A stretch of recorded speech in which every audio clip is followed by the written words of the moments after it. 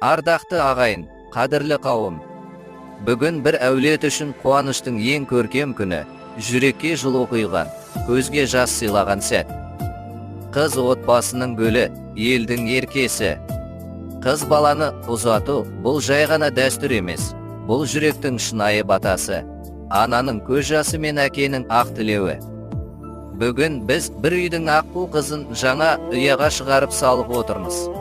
Бұл оның жаңа өмірінің бастауы, жаңа бақытының есігі.